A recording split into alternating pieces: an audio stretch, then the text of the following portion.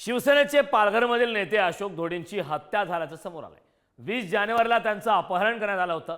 त्यानंतर ते बेपत्ता होते। अशोक धोंडी यांचा मृतदेह शोधण्यात पोलिसांना यश आलं असलं तरी त्यांची हत्या नेमकी कशी झाली आणि त्यामागचा मास्टरमाइंड कोण आहे याचा शोध घेण्याचं आव्हान पोलिसांसमोर आहे।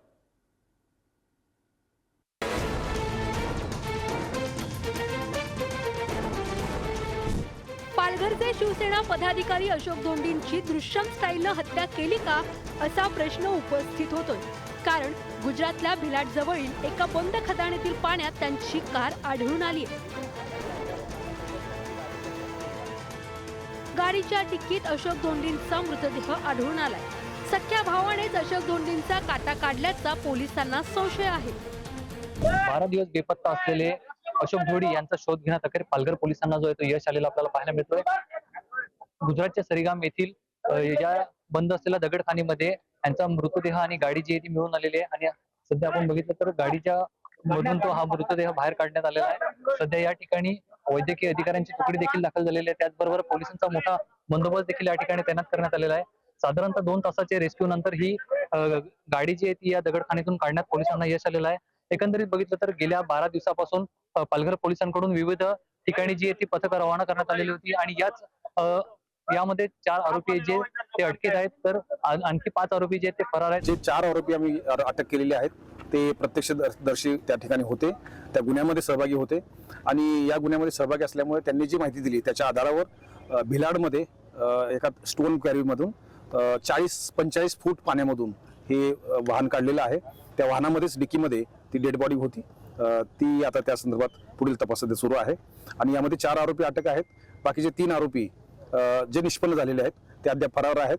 आणखी तपासामध्ये काही आरोपी निष्पन्न होऊ शकतात, त्या अनुषंगाने पुढचा तपास सुरू आहे। अशोक धोडी हे 20 जानेवारी पासून बेपत्ता होते। अशोक धोडी यांचा शोध घेण्यासाठी 8 टीम तयार करण्यात आल्या होत्या। आरोपींनी दिलेल्या माहितीवरून पोलिसांनी गुजरातच्या भिलाडमध्ये जाऊन धोडी यांचा शोध घेतला। एका बंद खदाणीत धोडी यांची कार असल्याचं दिसून आलं। ही कार क्रेनच्या सहाय्याने तात्काळ बाहेर काढण्यात आली।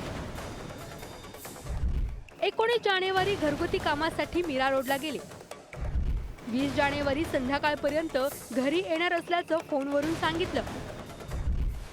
20 जानेवारी मीरा रोड येथील एका इमारतीतून बाहेर पडतानाचा सीसीटीव्ही समोर। 20 जानेवारी अशोक धोडी यांची कार बोरीगाव रस्त्यावरील सीसीटीव्ही कॅमेऱ्यात कैद झाली। 20 जानेवारी झाई बोरीगाव येथील घाटातून त्यांचं अपहरण झाल्याचा संशय। घाटात एका ठिकाणी कारच्या तुटलेल्या काचचा, लोखंडी रॉड आणि एक चष्मा आढळून आला।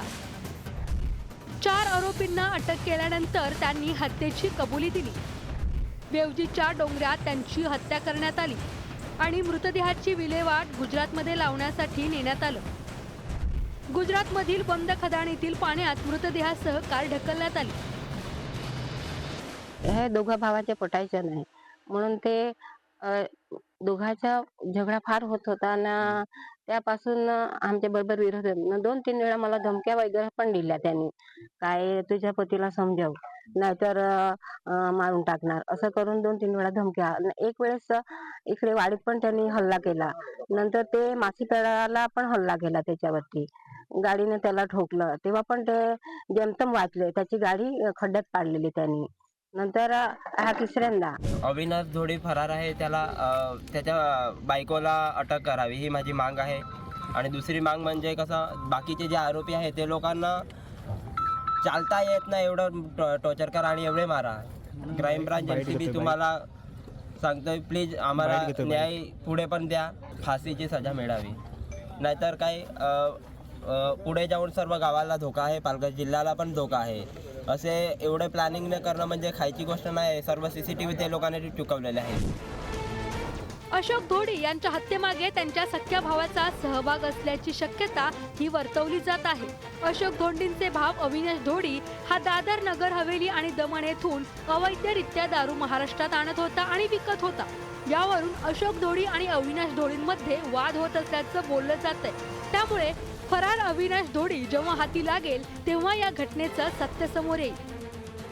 जितेंद्र पाटील, पुढारी न्यूज, पालघर।